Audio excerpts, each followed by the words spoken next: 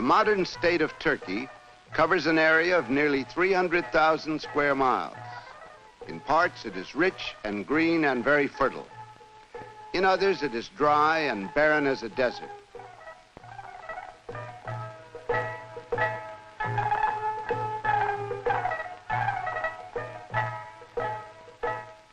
In the east, on the high plateau where it borders Russia, winters are bitterly cold. In the southwest, the climate is warm and typically Mediterranean.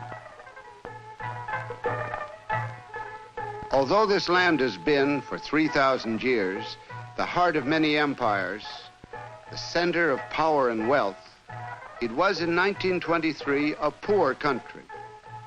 In that year of its founding, the new republic faced all the problems that must be solved in underdeveloped countries.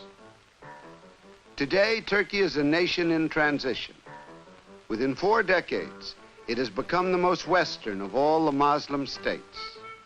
The extreme contrast to be seen throughout the country prove how much may be accomplished in a short time, and yet how little. They show how long a time it takes for growth and change and progress, and prove how hard it is to bring prosperity and democracy to a people who have never known either.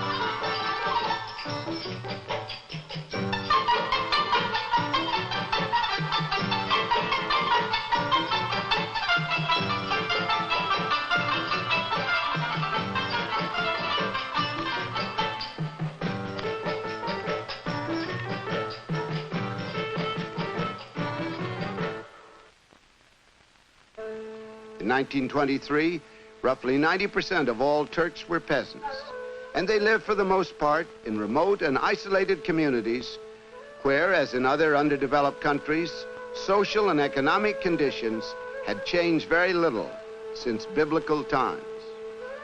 Life is brutally hard in a Turkish village.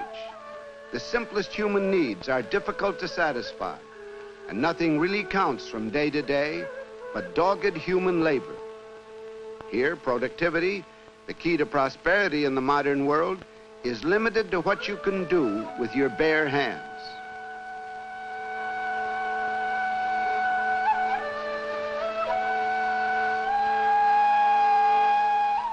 In America, a single farmer may produce enough food for himself and 20 others. When agriculture is primitive, it may take the full time of each man, woman, and child to produce enough for themselves alone. 77% of the Turkish people are still on the land. For many of them, life has not changed in any significant way.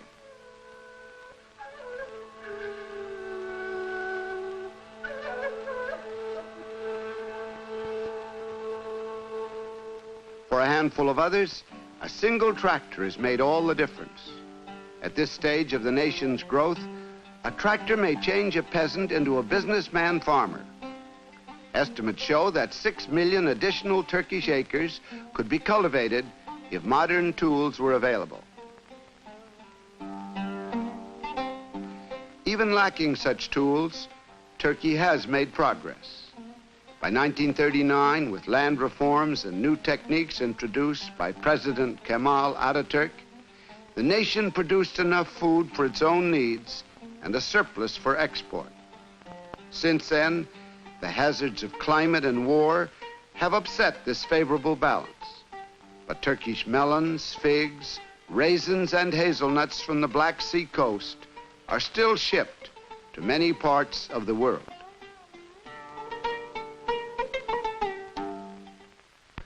More and more Turkish cotton is offered on the world market, and its sale helps bring to the nation the money it must have if it is to continue to grow and to prosper. With the help of foreign specialists, some of whom were first brought to the nation by Ataturk, livestock and techniques of animal husbandry have been greatly improved. Turkish wool may still be spun and woven on antiquated wheels and looms. The craft of rug making may not have changed much, but all such crafts are of considerable importance to the nation's economy.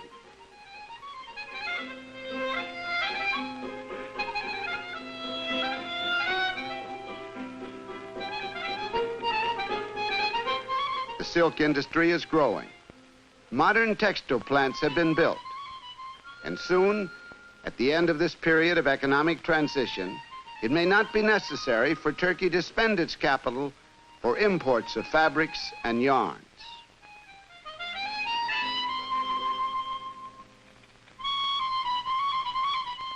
Tobacco remains the nation's most important crop for export, especially to America.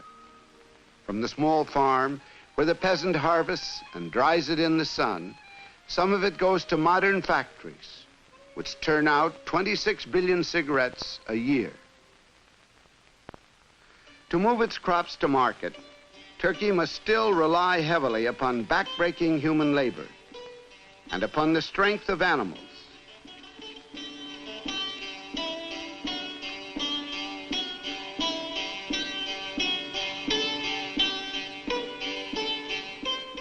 In 1923, the nation's railway system was meager, owned by foreigners and designed to serve their interests. Now it is state-owned and has been widely extended, but not nearly enough. And there is a desperate need for highways and for hard surface roads. The interior of the country is reported to be rich in natural resources, but these resources cannot be worked until there are roads that lead to them. Even further agricultural development is critically linked with the need for an adequate transportation system. Without roads, crops remain where they are grown. Since the war, much American aid has gone to road building in Turkey, but most of this aid has been used for military highways.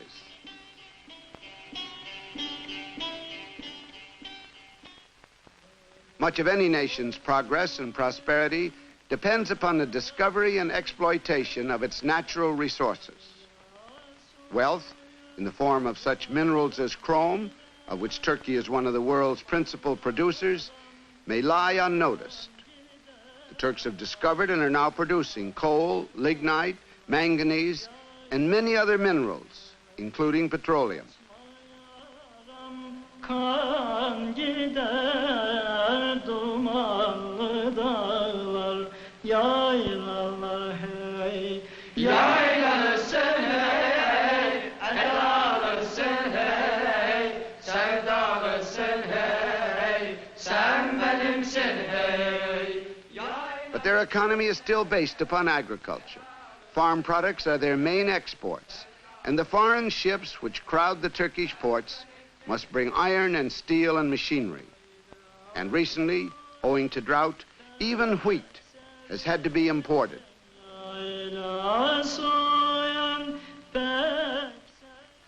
For all the underdeveloped countries, dams, flood control, hydroelectric power and irrigation are vital to progress. 10 million acres of Turkish land wait for irrigation. 6 major hydroelectric projects have been started, but they are long-term investments costing millions, and the people must wait many years before they can enjoy their full benefits.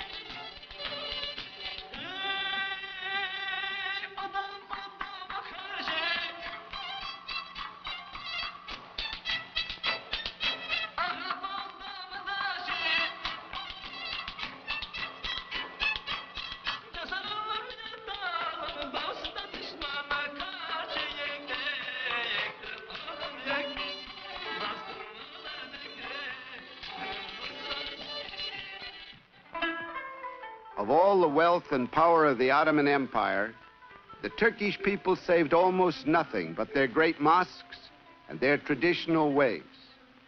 And it is a traditional society that is slowest to change. It is a tremendous undertaking, Ataturk said, to awaken a sleeping people. But this is what in 1923 he set out to do. The word Islam means acceptance, resignation to the will of God. For Ataturk, the visible signs of this attitude of resignation were the Turkish man's fez and the Turkish woman's veil. In his words, they were signs of ignorance, of fanaticism, of hatred against progress and civilization. In 1925, he outlawed the fez and the veil. He separated his government from the Muslim religion and began the modern education of his people.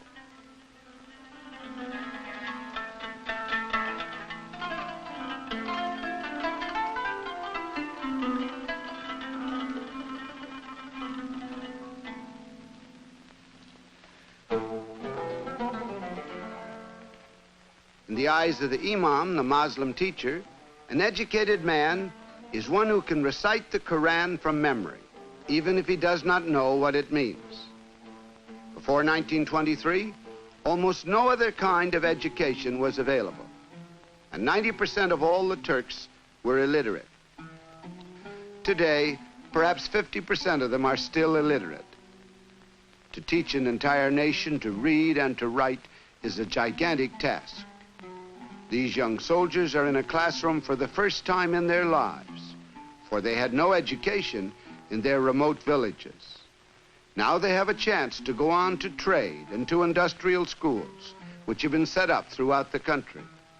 But it is not likely that many of them will become the skilled technicians and administrators the underdeveloped country needs.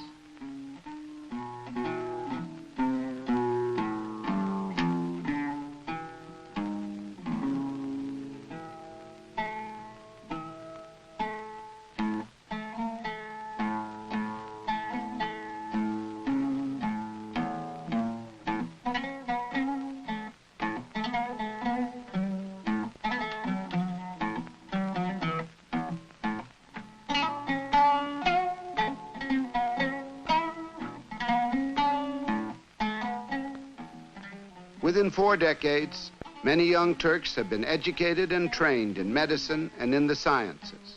But there is still a critical lack, which the World Health Organization and UNICEF help to meet by sending medical specialists and by setting up modern milk processing plants, where perhaps for the first time, Turkish women may find safe milk for their children. Ataturk initiated a vast health program. Between 1923 and 1937, the Turks built hospitals and founded medical schools. But UNICEF aid is still necessary in combating malaria and trachoma. Although it is a relatively underpopulated country, Turkey has one of the highest birth rates in the world. As the mortality rate declines, more and more children must be cared for and educated, and at its present stage, Turkey must spend a goodly portion of its income simply to hold on to what has been gained in education. Today, 50% of its children have little hope of learning to read and write. Those who can go to school learn to read and write their language in the Roman alphabet. Traditionally, their language was written in the Arabic script. As he replaced the Muslim calendar by the Western, Ataturk replaced Arabic writing by the Roman. And it is now used for all books to give Turkish students easier access to the knowledge of the West. Today, the Turkish child may begin his study in a one-room schoolhouse, often built by the villagers themselves. A few will go on to study in secondary schools, in trade and technical schools, and in universities in Ankara and in Istanbul. The new Middle Eastern Technical University, a joint project of Turkey and the United Nations Special Fund, will soon be sending its graduates to vital projects throughout the Middle East. There's a new class of young and vigorous intellectuals in Turkey, but there is a gulf between them and the mass of the people. Ideals of service and of community responsibility are new to them, as they are to many other people throughout the world. So far, very few educated Turks have been willing to go as teachers, doctors, nurses into the remote villages of their country, where the need is so great.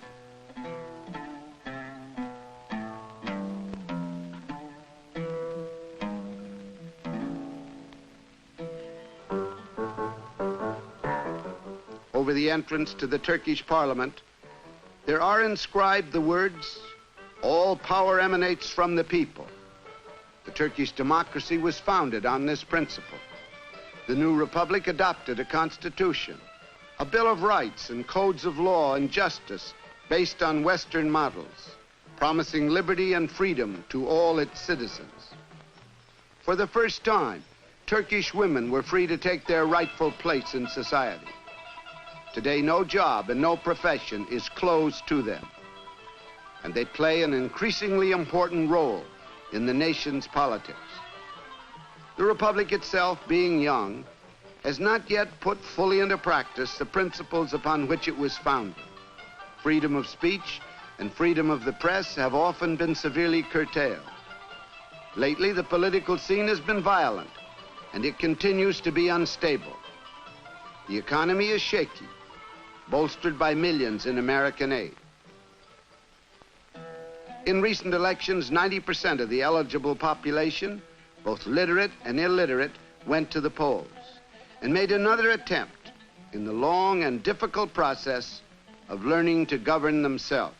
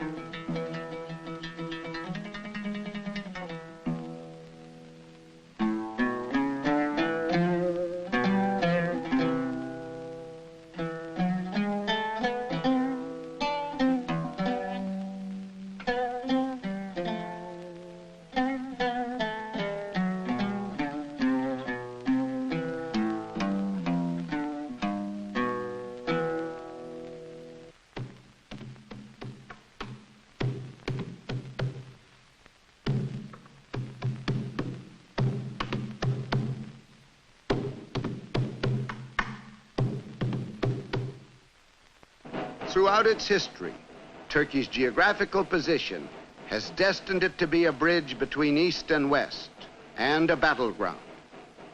The Bosporus and the Dardanelles are among the world's most strategic waterways. Many foreign powers, especially Russia, have sought control of them. Today, the Turkish army, made up of some of the world's best fighting men, must be kept constantly on the alert at tremendous cost to the nation and to the West.